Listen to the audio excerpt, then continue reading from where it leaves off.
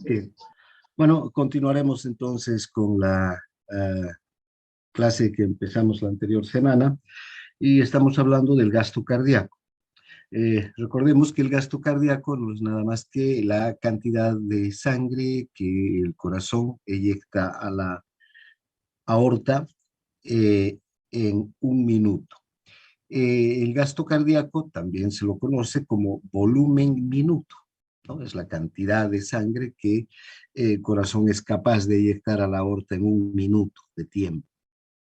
El gasto cardíaco está determinado en una media de 5 litros por minuto, tomando en cuenta a un adulto joven y sano. Eh, Además, hemos visto que el retorno venoso es la cantidad de flujo sanguíneo que retorna desde las venas hacia el corazón en un minuto. Esto hace que el gasto cardíaco y el retorno venoso sean iguales entre sí. Recuerden, el corazón recibe la sangre que le llega desde las venas y esa cantidad, esa misma cantidad de sangre que recibe el corazón desde las venas, lo eyecta hacia el sistema arterial. Por eso es que el retorno venoso y el gasto cardíaco siempre son iguales entre sí.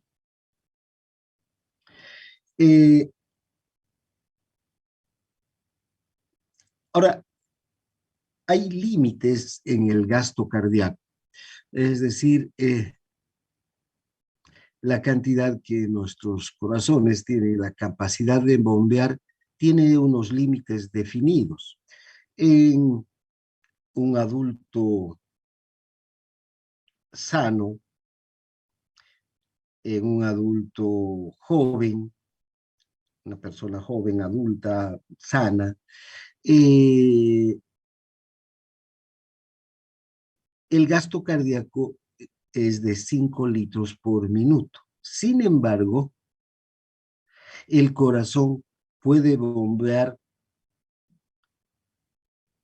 una cantidad que le llega desde las venas 2.5 más de lo normal.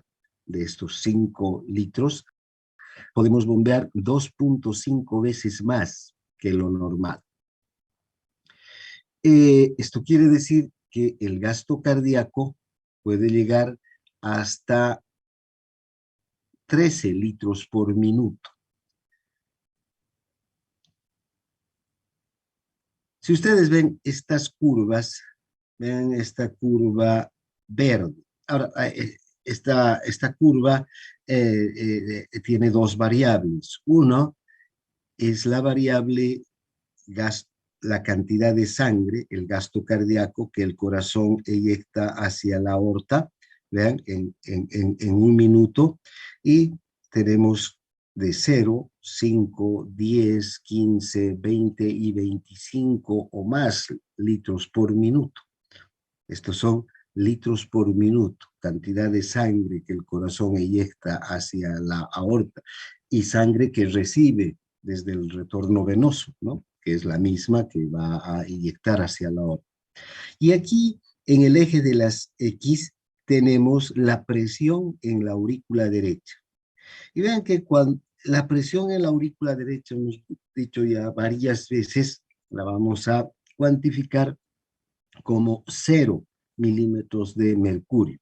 La presión en la aurícula derecha es considerada como un valor de 0 milímetros de mercurio. Cuando la presión en la aurícula derecha es 0 milímetros de mercurio, fíjense la curva verde, la del gasto cardíaco normal, 5 litros por minuto es el gasto cardíaco a 0 milímetros de mercurio en la aurícula derecha.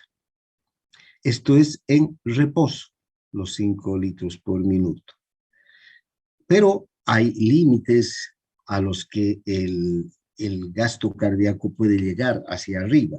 Y observen cómo la curva de gasto cardíaco va aumentando, aumentando, aumentando cada vez que hay un mayor esfuerzo, cada vez que hay una mayor actividad física, por ejemplo, cuando hay más metabolismo en el organismo, estos tejidos que han entrado en actividad necesitan más flujo sanguíneo y el corazón tiene que aumentar la cantidad de sangre. Y fíjense cómo aumenta el gasto cardíaco, pero varía muy poco la presión en la aurícula derecha.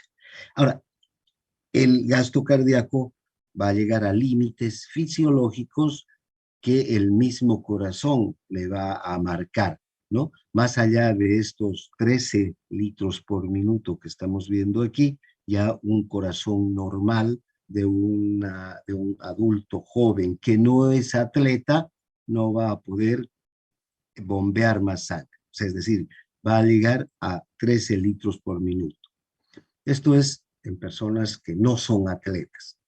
No sé, por ejemplo, entre ustedes que ya son jóvenes, ya han alcanzado su desarrollo, eh, eh, normalmente si en reposo bombean 5 litros por minuto. Si tienen necesidad de hacer un ejercicio intenso, subir gradas, correr, bailar, qué sé yo, cuántas actividades que demandan un esfuerzo máximo, el corazón va a responder bombeando hasta 13 litros por minuto para satisfacer las demandas de los tejidos que han entrado en actividad.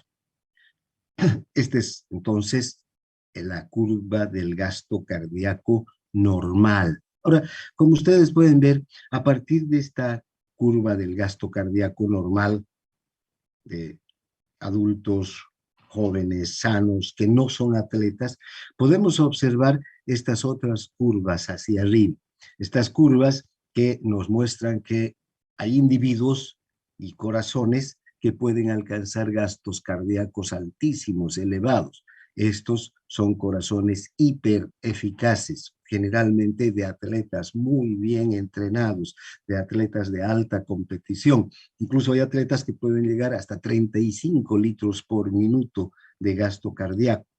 Y como ustedes pueden ver, la presión en la aurícula derecha se mantiene cerca de cero, ¿no? Es prácticamente cero la presión en la aurícula derecha. Aumenta muy poco la presión en la aurícula derecha en el máximo esfuerzo, pero no es un incremento muy grande de la presión. Ahora, por debajo de la curva normal, también podemos encontrar otras curvas de corazones hipoefectivos. Estas curvas que nos muestran corazones eficaces que son capaces de bombear 5 litros, perdón, hasta 25 o 35 litros por minuto, son corazones hiperefectivos. Estas curvas por debajo de lo normal son corazones hipoefectivos, es decir, bombean menos de los 5 litros por minuto que necesita el organismo para cumplir con sus actividades mínimas en reposo. Esto significa que estos corazones que muestran estas curvas hipoefectivas son corazones que tienen diversos grados de insuficiencia cardíaca, que no son capaces de cumplir con su función de bomba. Y vean cómo hay corazones hipoefectivos que pueden ir disminuyendo el gasto cardíaco, en vez de que sea de 4 litros o de 5 litros por minuto, pueden bajar a 4, a 3, o en el caso de este corazón, esta línea roja que ustedes ven, que está ya por debajo de 2 litros por minuto, que ya es el límite letal para el funcionamiento del corazón. Un corazón por debajo de un gasto cardíaco de 2 litros por minuto ya no puede satisfacer las necesidades mínimas de nutrientes que tienen las células, y las células de los diversos tejidos empiezan a entrar en isquemia, a morir, y las células más sensibles, como las del sistema nervioso, de los riñones, son las que primero sufren y mueren.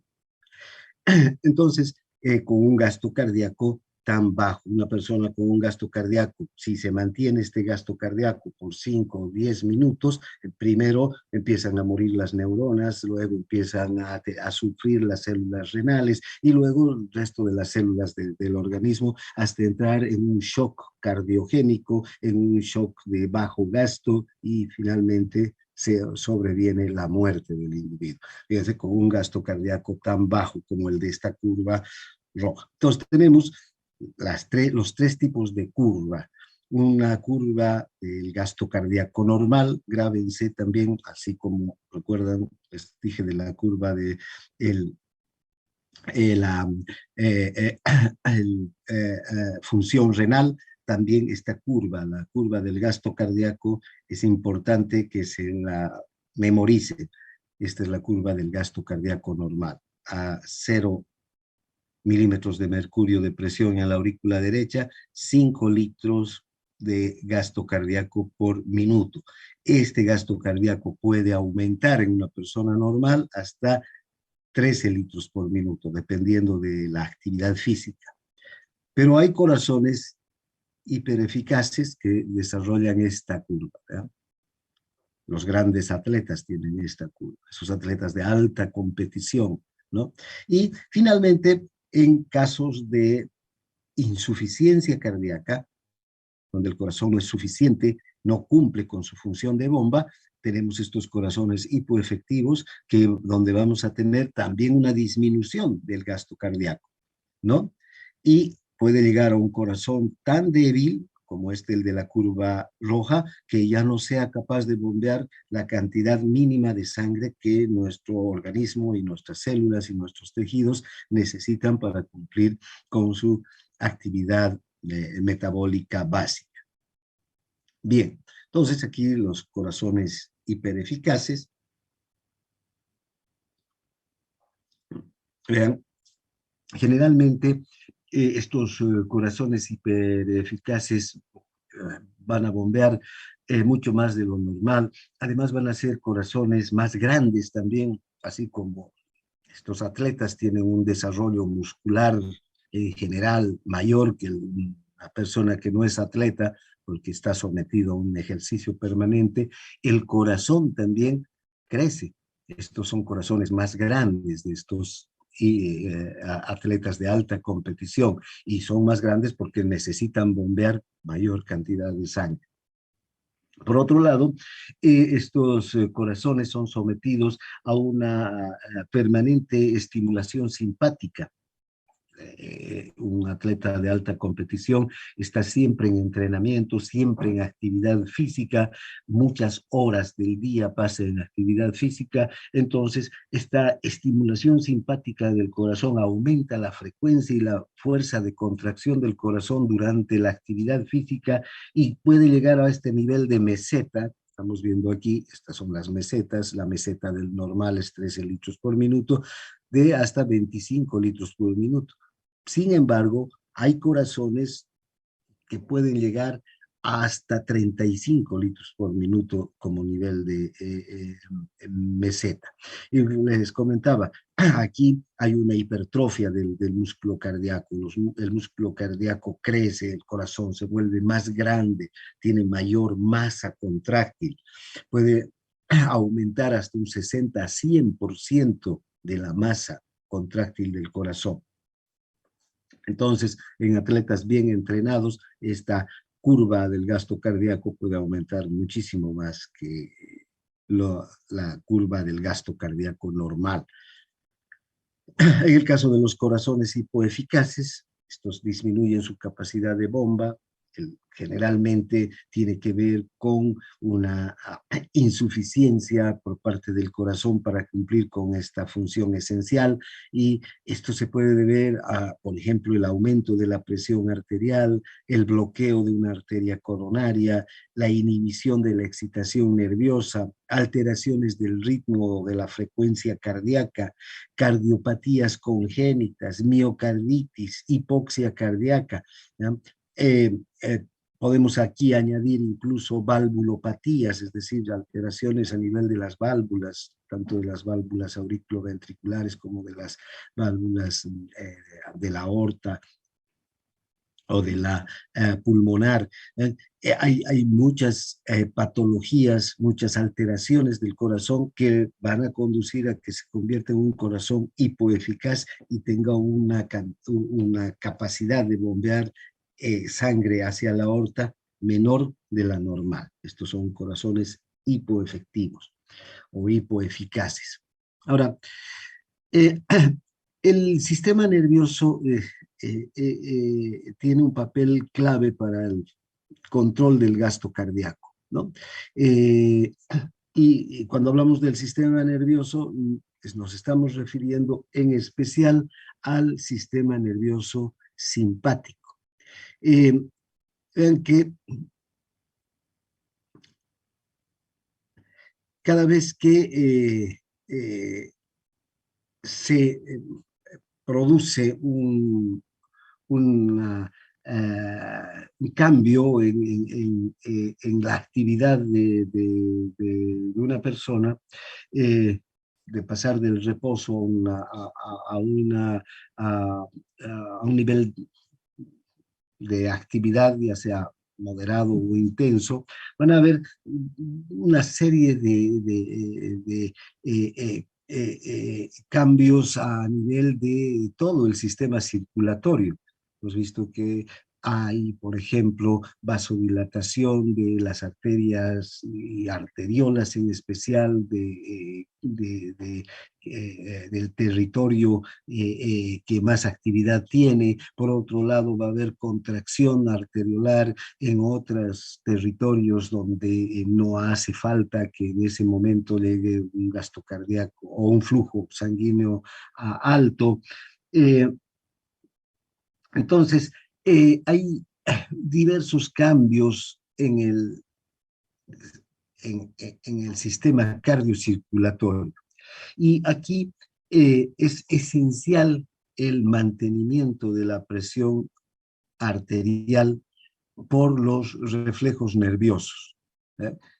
Siempre que se da cualquier tipo de cambio en la actividad del organismo, inmediatamente la presión arterial puede cambiar. Hemos visto, ¿no es verdad?, esas variaciones enormes que puede tener la presión arterial en las diversas actividades del día. Vimos esa gráfica del perro y ponía el ejemplo que si el perro está echado durmiendo, la presión puede bajar a 40, 30 milímetros de mercurio, o si tocan la puerta y él siente el timbre de la puerta, se pone en estado de alerta, va a ladrar y podría subir hasta 200 milímetros de mercurio. Hay cambios en el sistema cardiocirculatorio. Entonces, es necesario que la presión arterial ante las diversas actividades del día sean mantenidas. ¿Y quién se encarga de mantener la presión en límites o en parámetros normales? Los reflejos nerviosos. Hemos visto que estos reflejos nerviosos que se inician en los vasoreceptores en especial son capaces de mantener la presión arterial dentro de los límites, digamos, normales, ¿no? Ahora, este mantenimiento de la presión arterial es esencial para que podamos tener también aumento del gasto cardíaco cuando hay un incremento de la actividad física. Si se incrementa la actividad física, necesariamente se tiene que incrementar el gasto cardíaco, y para que se incremente el gasto cardíaco, la presión arterial tiene que estar dentro de los valores normales e incluso un poquito elevado. Además, es importante que haya un control a nivel venoso también, ¿no? Eh, Tiene que haber un mayor retorno venoso. Si los vasos periféricos se dilatan para recibir mayor cantidad de sangre en un territorio determinado, es lógico que tiene que volver mayor cantidad de sangre por las venas hacia el corazón. Entonces, va a aumentar el retorno venoso y va a aumentar el gasto cardíaco. Entonces, el sistema nervioso central, o perdón, el sistema nervioso simpático aquí juega un papel esencial para el control de la presión y el control también del gasto cardíaco, ya sea que el gasto cardíaco sea el normal o el gasto cardíaco aumente debido al ejercicio. El sistema nervioso simpático tiene que mantener un control esencial de la presión arterial. Ven, aquí podemos observar esta, estas gráficas que, en los que se usa un estimulante metabólico, o sea,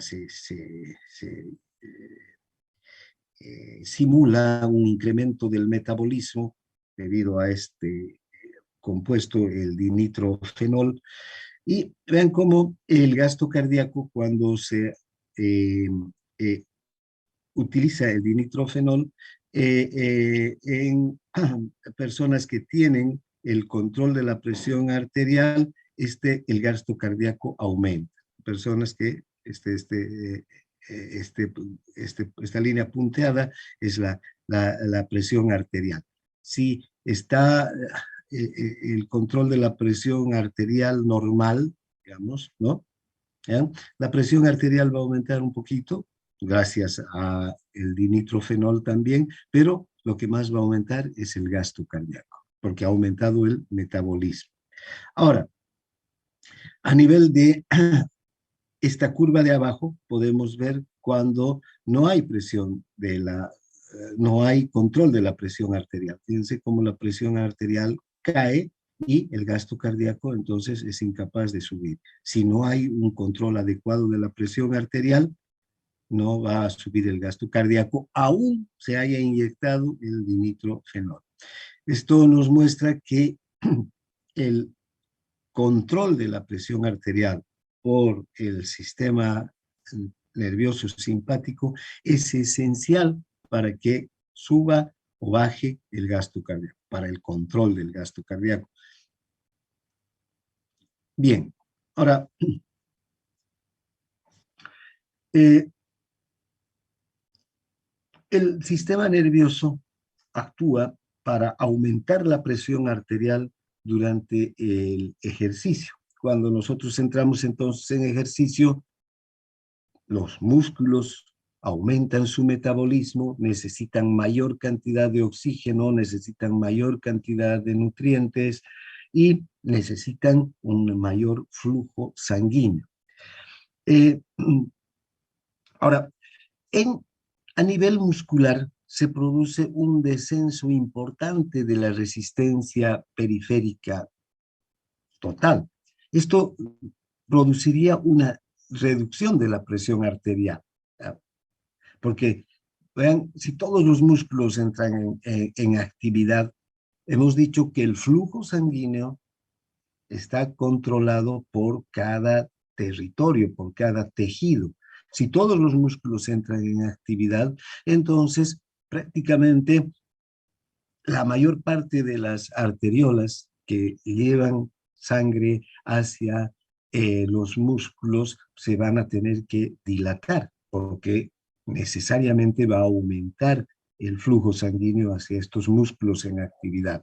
Recuerdan, la adenosina, el dióxido de carbono, los iones potasio, los iones hidrógeno, la baja saturación de oxígeno, todas estas teorías nos indican que hay una vasodilatación. Y si hay vasodilatación, hay una disminución de la resistencia. Esta disminución de la resistencia ocasionaría entonces una baja de la presión arterial. Entonces, vean, en ese momento, cuando entramos en actividad y los músculos empiezan también a entrar en actividad, se envían señales a los centros nerviosos autónomos para provocar la actividad circulatoria. ¿Y cuál es la respuesta desde los centros nerviosos autónomos? Una respuesta de excitación del sistema simpático, a través del sistema simpático.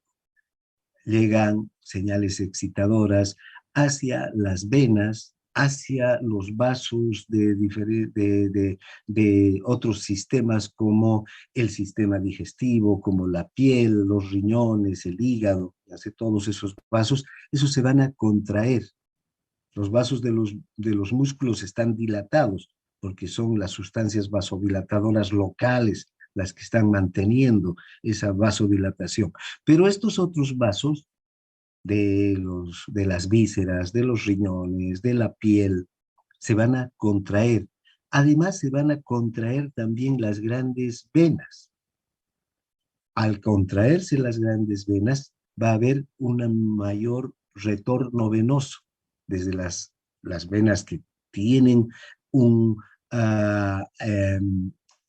depósito, que tienen un almacenamiento de sangre, ¿vean?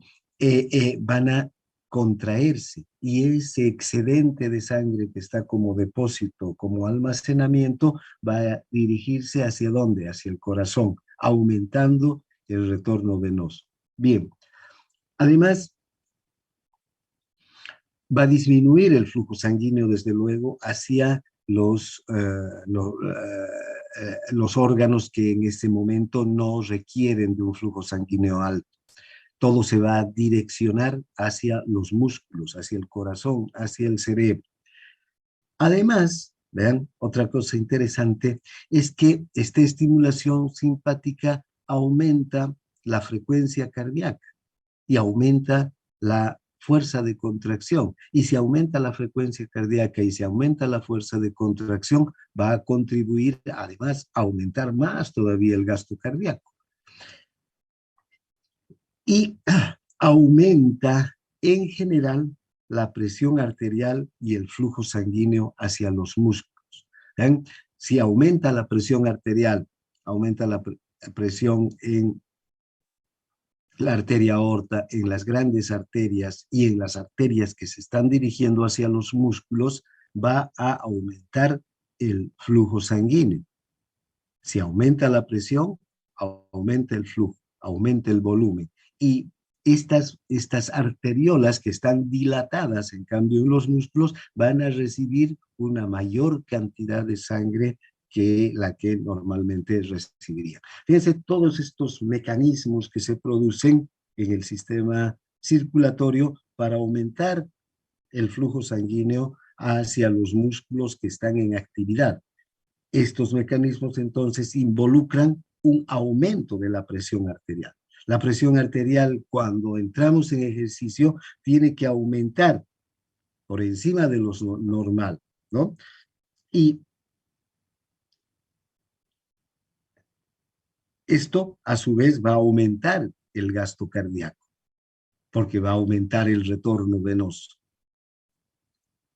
Bien, ahora, pueden haber situaciones en las que se produzca una elevación y una disminución patológica del gasto cardíaco.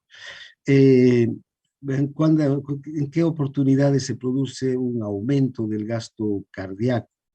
Puede haber un aumento del gasto cardíaco provocado por una reducción de la resistencia periférica total. El beriberi es una enfermedad que se produce por una deficiencia de una vitamina, ¿no? De la tiamina. Entonces, esta deficiencia, esta enfermedad disminuye la capacidad de los tejidos de usar nutrientes. Y si los tejidos no utilizan nutrientes, ¿qué va a ocurrir? Van a necesariamente aumentar el gasto cardíaco. Los tejidos van a empezar a sufrir por falta de nutrientes y va a haber una vasodilatación. ¿Recuerdan? También se produce vasodilatación no solamente por un descenso de la concentración o de la saturación de oxígeno, sino por ausencia de los nutrientes. Si hay ausencia de nutrientes, entre ellos vitaminas, va a haber una vasodilatación y va a aumentar el gasto cardíaco. También una fístula arteriovenosa, si hay un cortocircuito arteriovenoso entre la pulmonar y las venas pulmonares, la arteria y las venas pulmonares. Vean, aquí se va a mezclar la sangre y va a pasar una sangre no oxigenada directamente de la arteria hacia la vena pulmonar, y esta sangre no oxigenada va a llegar al ventrículo eh, izquierdo y va a salir hacia la circulación, hacia la aorta, una sangre con una menor saturación de oxígeno. Entonces, también los tejidos van a notar esta falta de oxígeno y va a haber una vasodilatación, solo por la falta de oxígeno.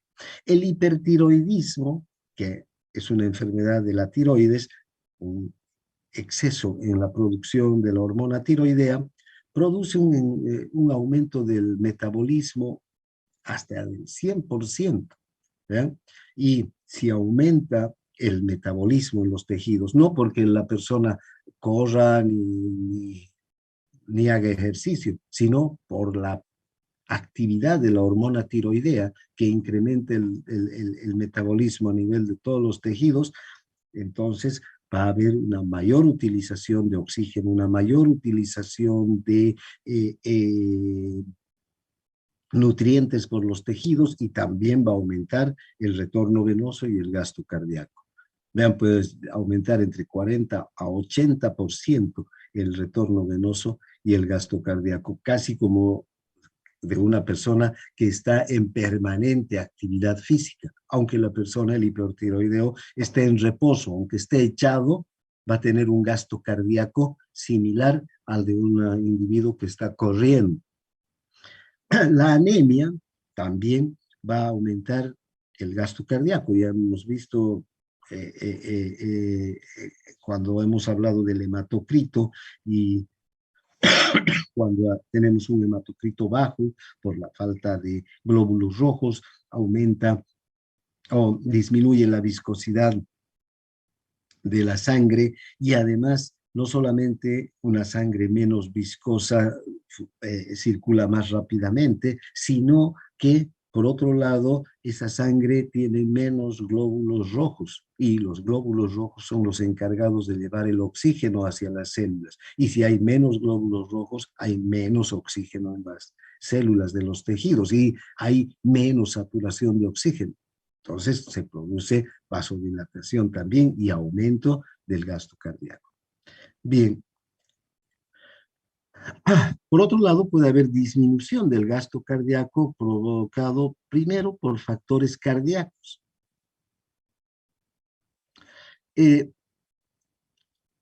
un bloqueo importante de los vasos sanguíneos coronarios va a conducir a un infarto del miocardio, y si hay infarto miocardio, el corazón va a disminuir enormemente su función de bomba, puede bajar hasta un gasto cardíaco de 2 litros por minuto, ¿no? De hecho, durante un infarto, una persona se desmaya, pierde el conocimiento. ¿Por qué? Porque disminuye el gasto cardíaco, el corazón se ve tan afectado por la lesión que apenas bombea sangre hacia la aorta, y esa cantidad de gasto cardíaco es insuficiente para, por ejemplo, mantener a las células del cerebro, las neuronas del cerebro activas. Entonces, lo primero que sucede en un individuo que tiene un infarto, y si el infarto incluye una zona extensa del corazón, lo primero que va a ocurrir es un desvanecimiento, va a perder el conocimiento porque no está llegando ya sangre hacia el corazón.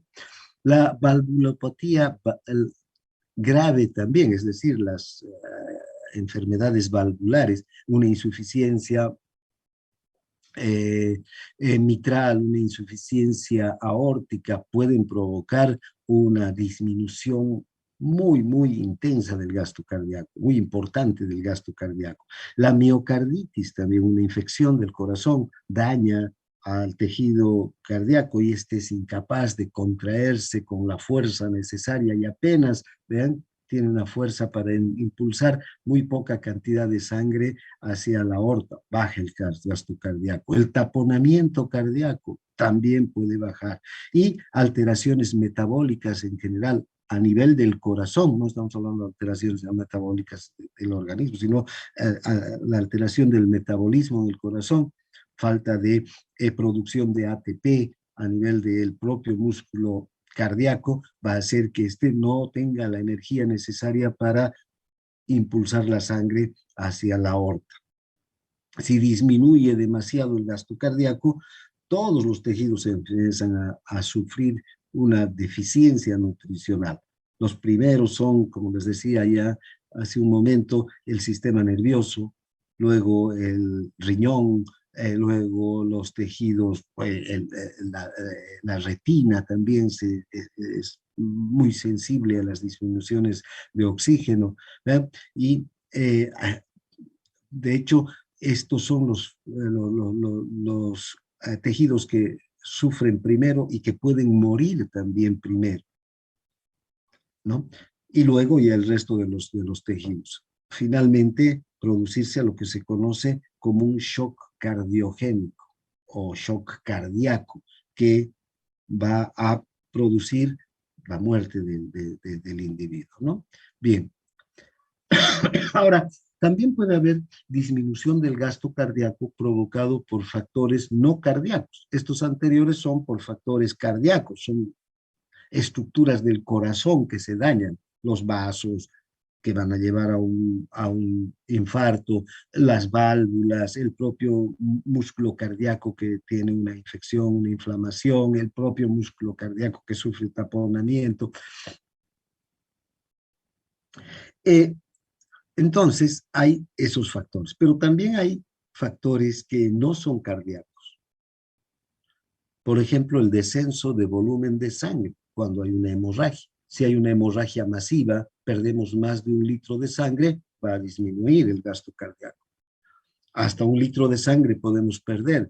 El sistema circulatorio exprime sangre de las venas, del hígado, de los pulmones, del vaso, ¿verdad? Para compensar esa pérdida de sangre y mantener el gasto cardíaco en 5 litros por minuto. Para eso tenemos esa sangre adicional.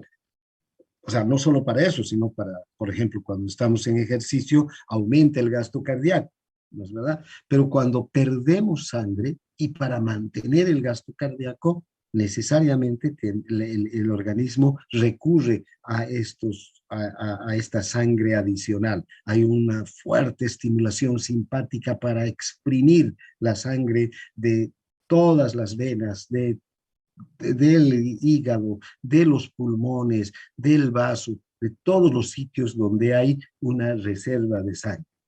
Entonces, siempre que desciende el volumen de sangre, desciende el gasto cardíaco.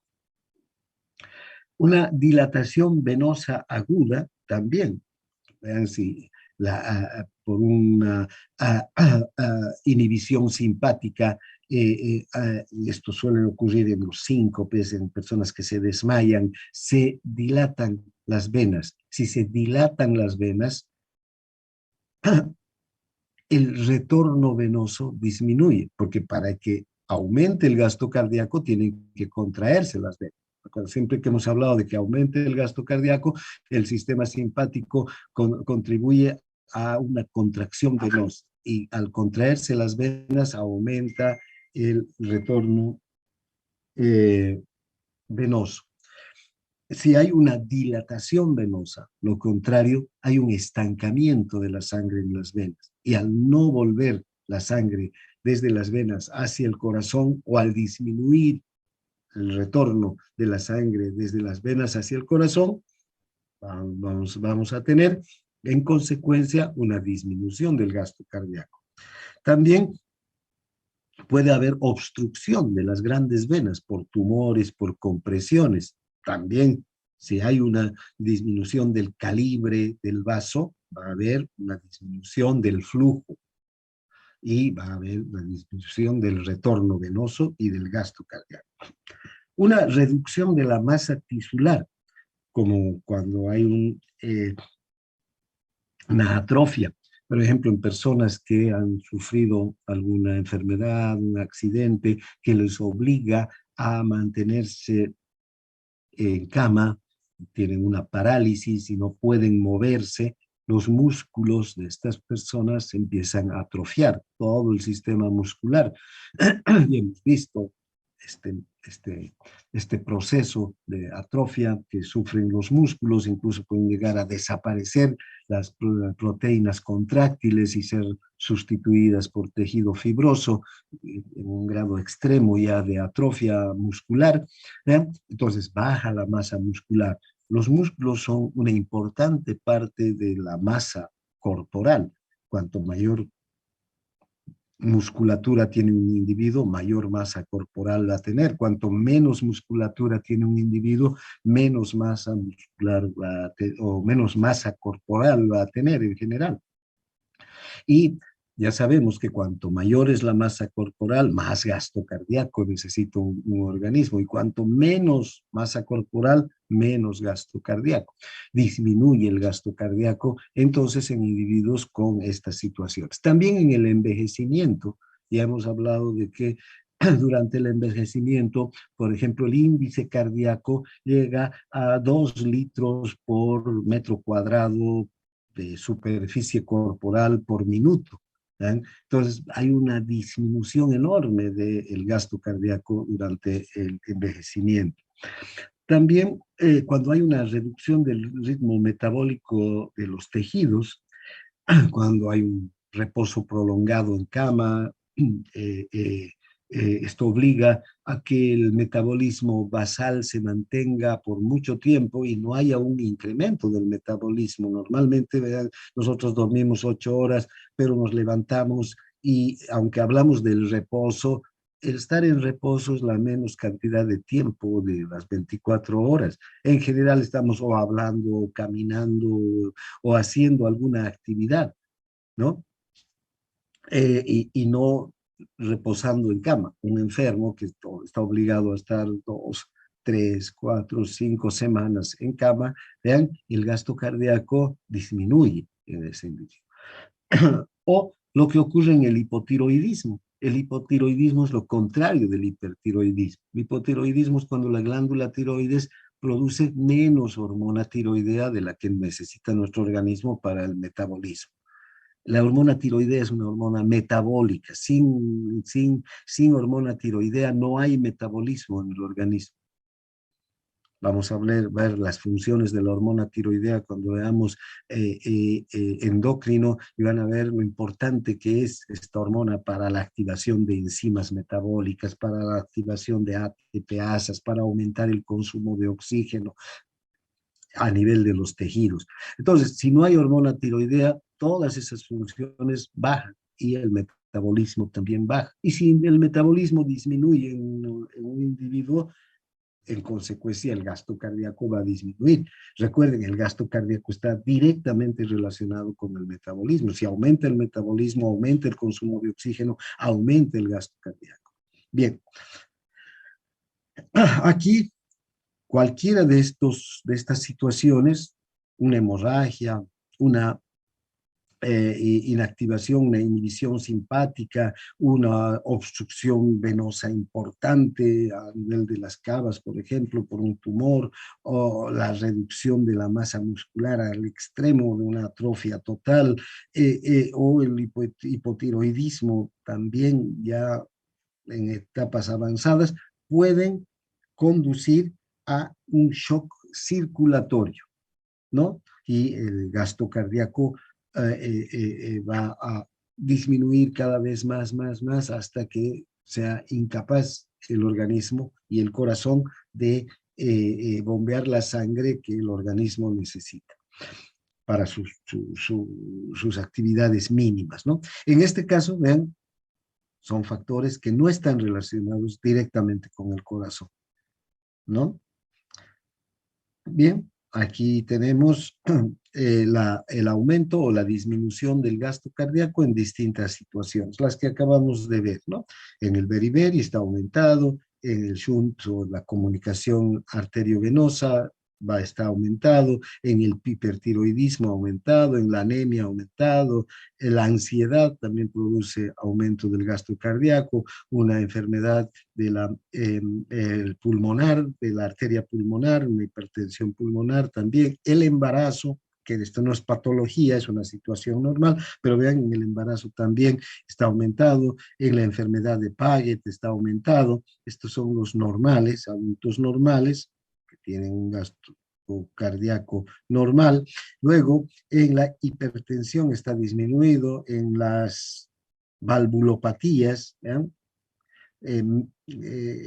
que no son graves, también empieza a disminuir en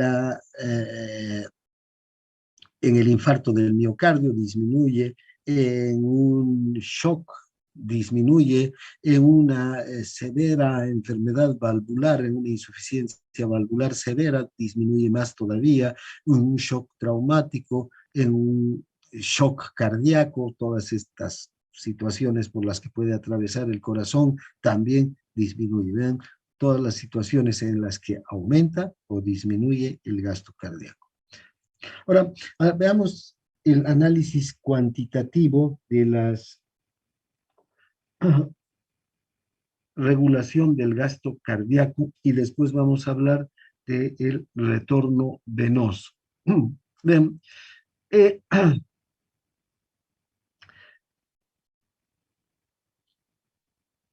el gasto cardíaco entonces es igual al retorno venoso, la misma cantidad que retorna, la misma cantidad de sangre que retorna al corazón desde las venas va a ser bombeada desde el corazón hacia las arterias. Ahora, en situaciones estresantes, ¿no? Cuando tiene que haber un incremento rápido del gasto cardíaco, tiene que haber mecanismos, ¿no?, que regulen tanto el retorno venoso como el gasto cardíaco. También en situaciones como la insuficiencia cardíaca, un corazón que hasta este momento es suficiente, puede empezar a disminuir su función de bomba. Y al disminuir su función de bomba, va a disminuir la cantidad de sangre que se envía hacia la circulación y los tejidos van a notar inmediatamente. De hecho, ya los vasoreceptores, los quimiorreceptores van a empezar a notar esta falta de oxígeno, de nutrientes, de presión a nivel de la sangre, o en el shock, ¿no? Entonces, inmediatamente se tiene que regular todo el sistema circulatorio para compensar esa deficiencia de sangre en la circulación, falta de nutrientes, de oxígeno en la circulación. Entonces, los factores más importantes entonces que regulan el gasto cardíaco en estos cambios, por una parte son la capacidad de bomba que tiene el corazón y que está representado por las curvas del gasto cardíaco. Y el otro factor son los factores periféricos que afectan al flujo de sangre desde las venas hacia el corazón y está representado por las curvas de retorno venoso. Bien, esta es la curva de gasto cardíaco. Entonces, aquí, si ustedes observan, esta curva de aquí es la curva de gasto cardíaco normal. ¿Sí? Ahora, esta curva de gasto cardíaco normal, perdón, sí, esta, ¿no? Esta es la curva de gasto cardíaco. Nos muestra que siempre para que se produzca un gasto cardíaco de 5 litros por minuto, la presión en la aurícula derecha debería estar en 0 milímetros de mercurio. ¿Ya? Esto es así. Porque si la presión en la aurícula está en 0 milímetros de mercurio, la sangre puede fluir desde las venas hacia la aurícula. Si aumenta la presión de la aurícula, va a haber una resistencia a la sangre que fluye desde las venas y va a disminuir el gasto cardíaco. Si disminuye la presión también puede afectar al retorno venoso. Entonces, ahora hay eh, presiones externas que además van a afectar al corazón. No solamente está la presión de la aurícula derecha, sino que van a haber presiones externas que pueden afectar las curvas de gasto cardíaco. La presión externa normal a nivel de la pleura, que se conoce como presión intrapleural, es de -4 milímetros de mercurio. Fíjense, si aumenta la presión intrapleural hasta -2 milímetros de mercurio, va a desplazar la curva del gasto cardíaco hacia la derecha. Fíjense, esta curva del gasto cardíaco está aumentando la presión intrapleural y va a aumentar la curva del gasto cardíaco a la derecha y ya no vamos a tener una presión de 0 en la aurícula derecha, sino vamos a tener una presión de más, más positiva en la aurícula derecha, de 2, de 3 milímetros de mercurio.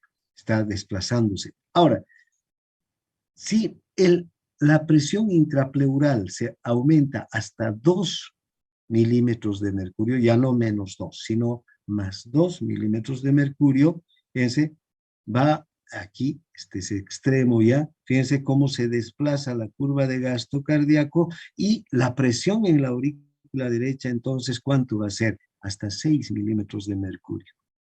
Una presión que va a hacer que vaya disminuyendo el gasto cardíaco. Va a haber un taponamiento cardíaco. ¿Qué quiere decir esto? Que la sangre que está volviendo desde las venas, recuerden, la sangre en las venas cavas, cuánto de presión tiene,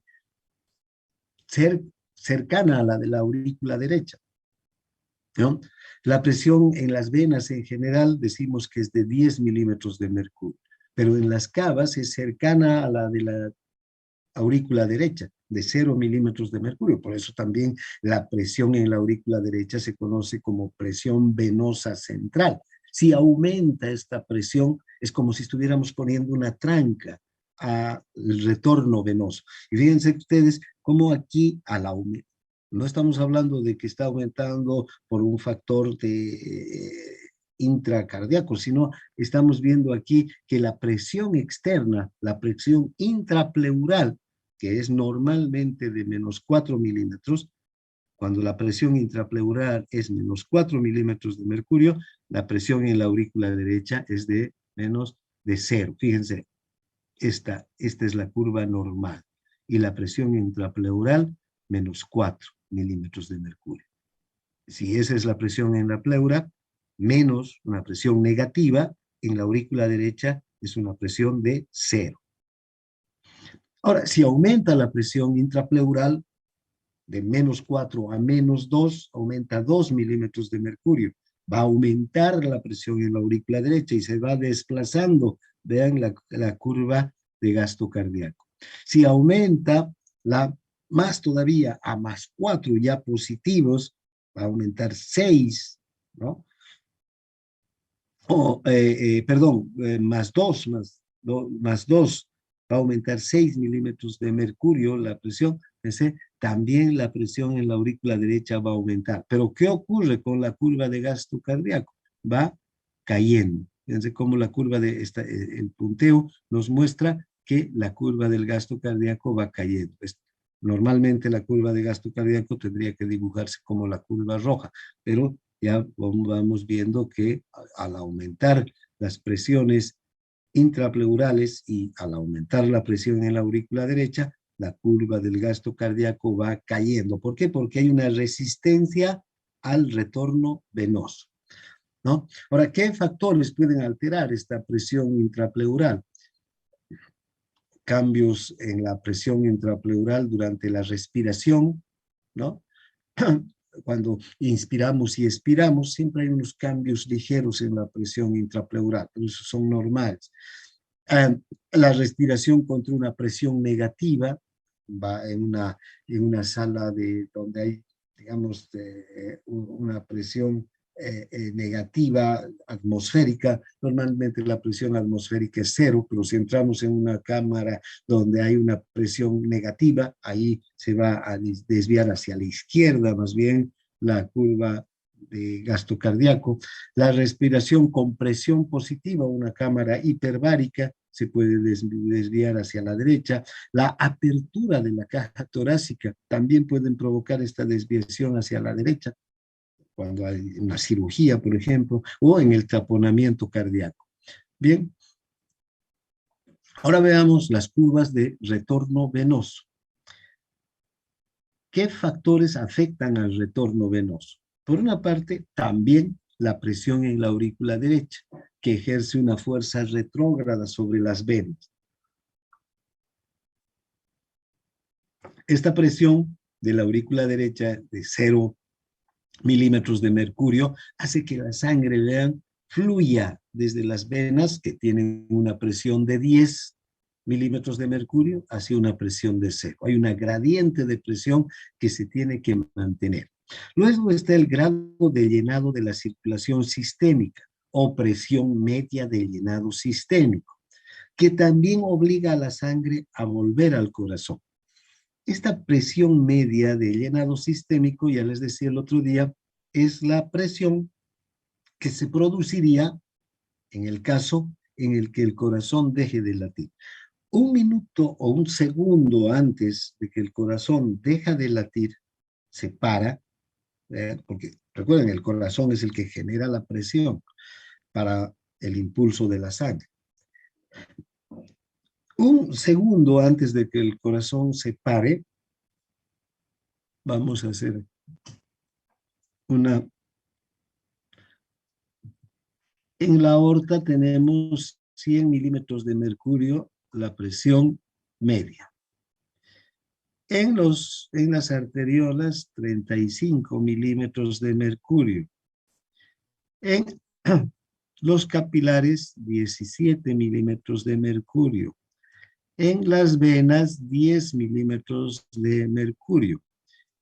Y en las grandes venas y en la aurícula derecha, 0 milímetros de mercurio.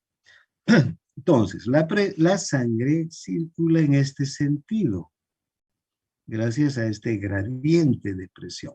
Esto es lo que está ocurriendo en este instante en el corazón, que está funcionando normalmente. Hay un infarto y el corazón deja de latir. ¿Ven? En ese momento, todas estas presiones se van a igualar y va a dejar de circular la sangre, porque si todas las presiones están igualadas, la sangre deja de funcionar. ¿Cuánto es esa presión? Se ha hecho el cálculo de esa presión, que es esta presión media de llenado sistémico, y se le ha asignado este valor de 7 milímetros de mercurio. Esa es la presión media de llenado sistémico.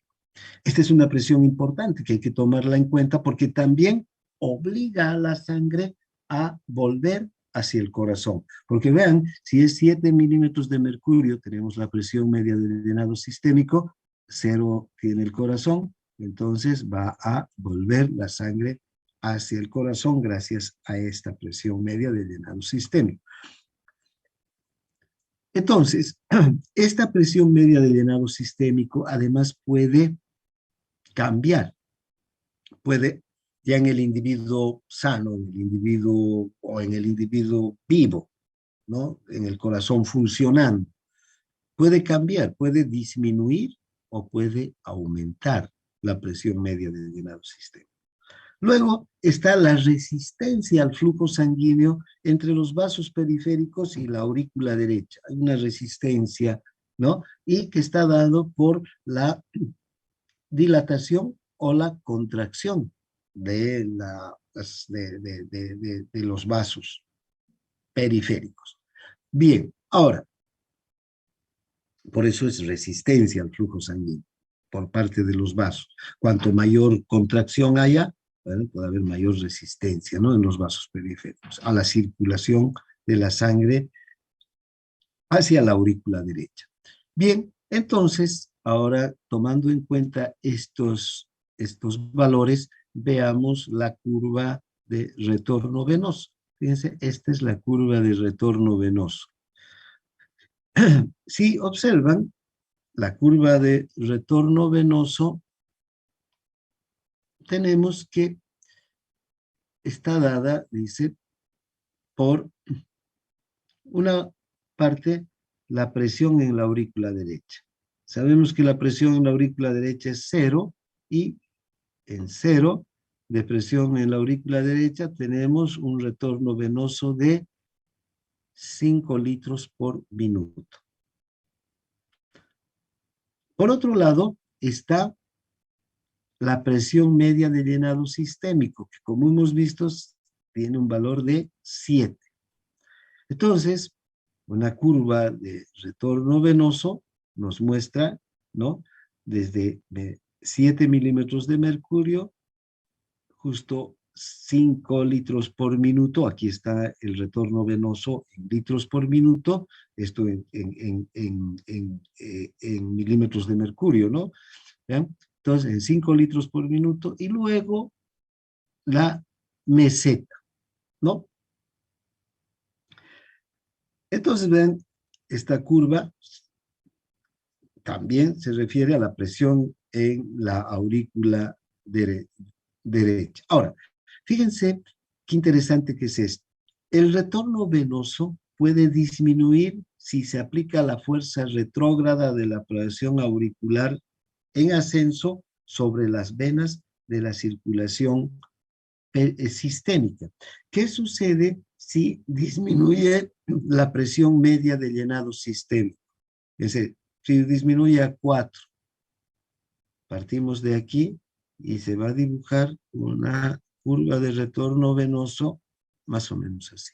Y entonces vamos a ver que va a disminuir el retorno venoso. Fíjense, está disminuyendo el retorno venoso. Si subimos a 0 milímetros de mercurio la presión en la aurícula derecha, va a disminuir a 3 litros por minuto.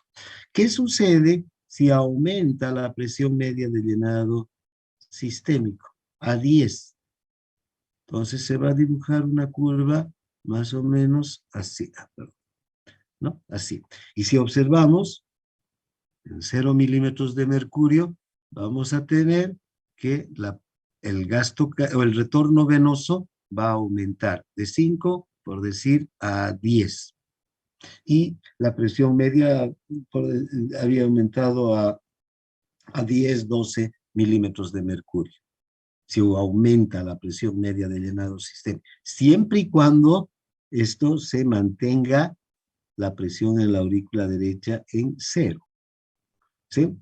Ahora, es interesante, estas presiones arteriales y venosas que mantienen la circulación de la sangre, es decir, que la sangre circule desde las arterias hacia las venas, están en equilibrio cuando cesa todo el flujo de la circulación en presiones de 7 milímetros de mercurio, que es la presión media de llenado sistémico, ¿no? Y esta presión media de llenado sistémico va a ser tomada en cuenta para determinar si hay un mayor o un mayor o un menor retorno venoso. Fíjense cómo influye en el dibujo, en la gráfica del retorno venoso. La cuantificación de la presión en la aurícula derecha y la presión de llenado sistémico nos va a determinar cuánto de sangre retorna. Ahora, una cosa que suele ocurrir es que aumente la presión en la aurícula derecha. Si aumenta la presión en la aurícula derecha a +2, ¿vean? ¿Qué va a ocurrir? La distancia entre la presión media de llenado circulatorio y la presión en la aurícula derecha se ha acortado. La gradiente de presión es menor. Y entonces, ¿cuánto será el retorno venoso? también va a ser menor. Aquí no es que ha disminuido la presión media de llenado sistémico, sino está aumentando la presión en la aurícula derecha. Si aumenta la presión en la aurícula derecha, fíjense cómo disminuye el retorno venoso. Hay una resistencia a la circulación de la sangre desde las venas hacia el corazón, ¿no? Eh, si aumenta más todavía la presión en la aurícula derecha, a 4, vayamos a 4, y se mantiene la presión media de llenado sistémico, va a disminuir más todavía el retorno venoso. ¿Y qué sucede si aumenta más todavía la presión en la aurícula derecha? El retorno venoso disminuye más todavía, manteniéndose la presión media de llenado sistémico en 7. Y finalmente, si la presión en la aurícula derecha llega a 7 y la presión media también es 7, ¿qué va a ocurrir? Va a dejar de circular la sangre. O sea, ya no va a poder volver la sangre hacia el corazón. No hay gradiente de presión. No hay esa gradiente de presión que impulse, que mueva la sangre desde las venas hacia el corazón. Y el retorno venoso se reduce a 0. Y si el retorno venoso es 0, el gasto cardíaco también es 0. Entonces, fíjense, estos valores determinan entonces la curva normal del retorno venoso.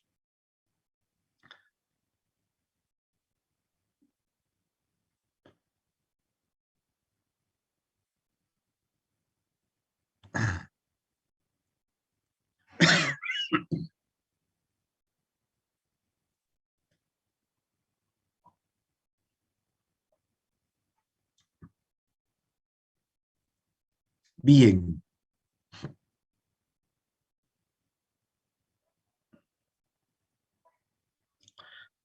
Ahora, esta la curva de retorno venoso, como ustedes podrán ver, tiene esta parte que se aplana. Esta es la meseta. Esta meseta, en realidad, esta gráfica, es provocada por el colapso de las venas que entran en el tórax, cuando la presión en la aurícula derecha desciende por debajo de la presión atmosférica. El retorno venoso va a volver a 0. Entonces, cuando la presión en la aurícula derecha aumenta hasta una presión igual a la de llenado sistémico, ¿no? Fíjense, si esta presión aumenta hasta aquí, el retorno va a ser 0, lo que les decía hace un momento, y la meseta también va a ser una línea plana, total. Bien, ahora, vean el efecto que tiene sobre el retorno venoso la presión media de llenado circulatorio. Ya hemos visto que esta presión media de llenado circulatorio está determinada a partir de que si el corazón falla en su función de bomba y deja de circular la sangre en ese momento, todas las presiones se hacen iguales. Ese nivel de presión es la presión media de llenado circulatorio. Ahora, vamos a ver algunos efectos de la estimulación simpática sobre la presión media de llenado circulatorio. Cuando hay una estimulación simpática, se van a contraer los vasos sanguíneos y también, tanto sistémicos como pulmonares. La capacidad del sistema va a disminuir de forma tal que la presión media de llenado circulatorio aumente. Va a aumentar la presión media de llenado circulatorio. Ahora, cuando el volumen de sangre es normal, la estimulación simpática aumenta la presión de llenado circulatorio desde 7 milímetros de mercurio hasta incluso 17 milímetros de mercurio. Una inhibición simpática puede descender la presión media del llenado circulatorio hasta 4 milímetros de mercurio. Entonces, vean, antes de analizar esta gráfica, lo que nos dice en este momento la teoría que acabamos de leer, es que cuando hay la cantidad de sangre es normal, los 5 litros que tenemos en la sangre, en el organismo, ¿no? Vean, cuando hay una estimulación simpática, se van a contraer una gran cantidad de vasos y la presión media del llenado sistémico puede aumentar, irse desde 7, que es lo considerado normal, hasta 17 milímetros de mercurio. Y vean, si llega a 17, la gráfica del retorno venoso va a ser así. Pero también cuando hay una inhibición simpática, una vasodilatación generalizada y de las venas en particular, y la presión media puede descender hasta 4 milímetros de mercurio. Y entonces la gráfica del retorno venoso se va a dibujar así. En la primera, en la estimulación simpática hay un aumento del retorno venoso. ¿Por qué? Porque vean, la gráfica va a ser así. Y si no se mueve la presión en la aurícula derecha, vamos a tener que puede aumentar a 10 o 12 o 13 litros por minuto, dependiendo de la estimulación simpática. En una inhibición simpática, la gráfica va a ser así, y si la presión en la aurícula derecha se mantiene en cero, puede ser de hasta 2, 3 litros por minuto. Disminuye el retorno venoso. Entonces, fíjense, estas curvas de gasto cardíaco podemos ver como una estimulación o una inhibición del sistema simpático va a tener una directa relación con la presión media de llenado sistémico. Aquí tenemos la presión media de llenado sistémico y aquí están estas curvas que nos muestran una curva normal, una curva con una estimulación simpática y una potente estimulación simpática y una completa inhibición simpática, ¿no? Y vean cómo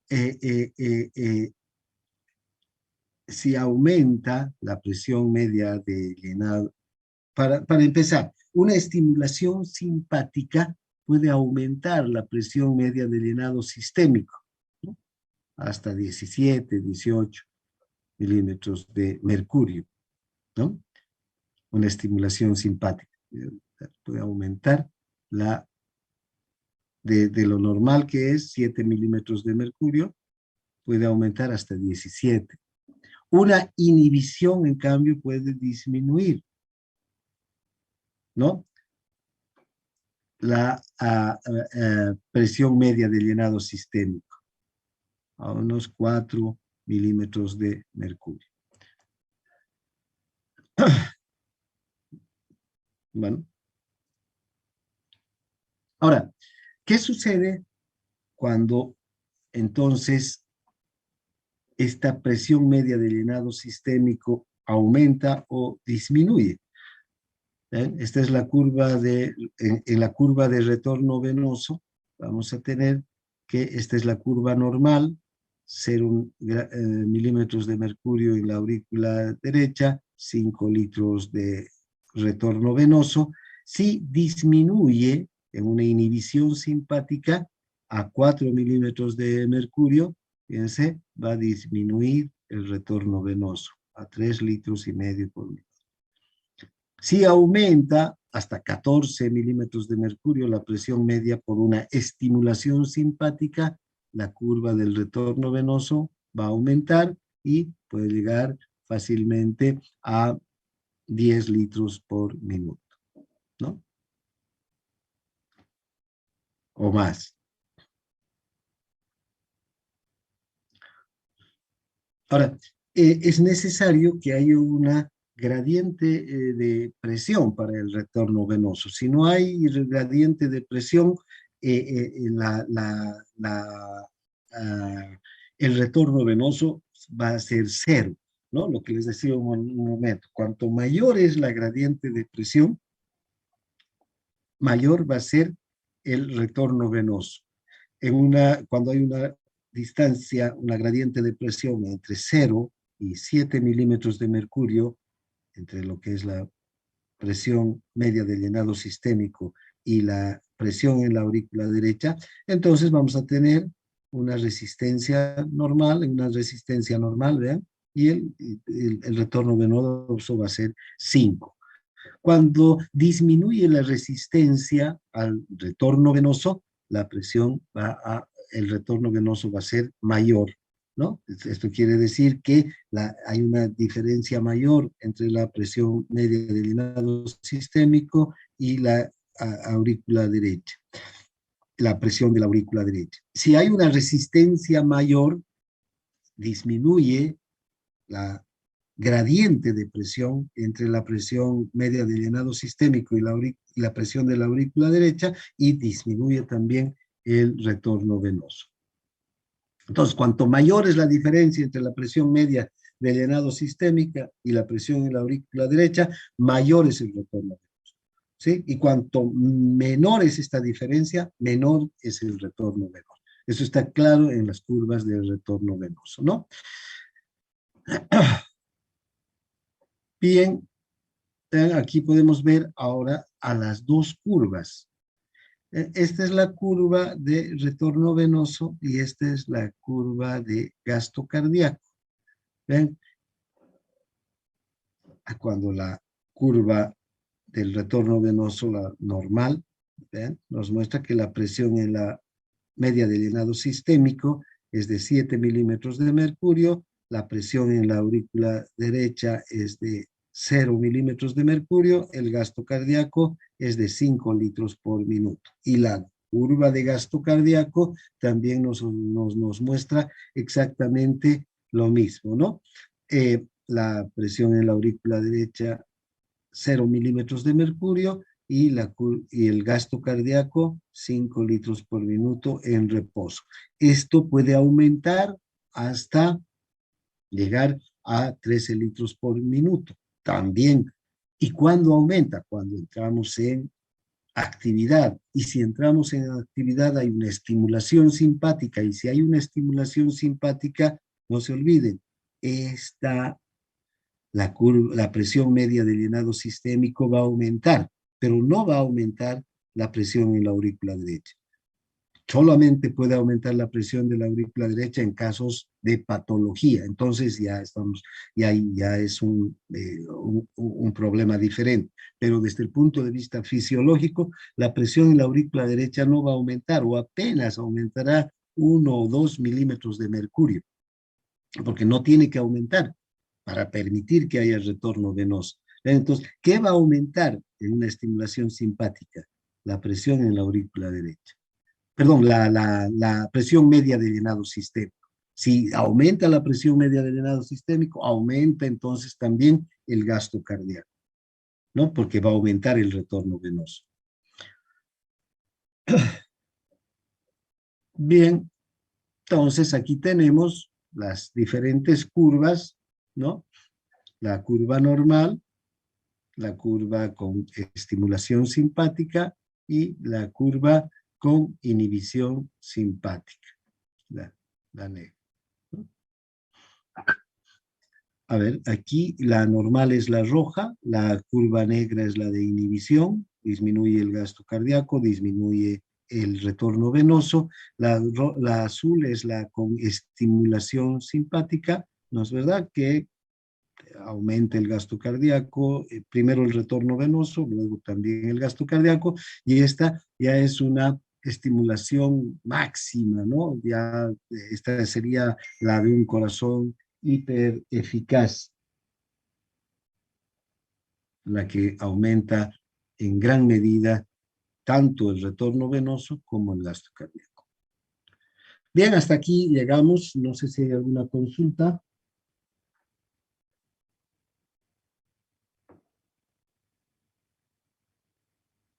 Si no hay, aquí quedamos y nos vemos en práctica. Gracias por su participación y atención. Que tengan un buen día.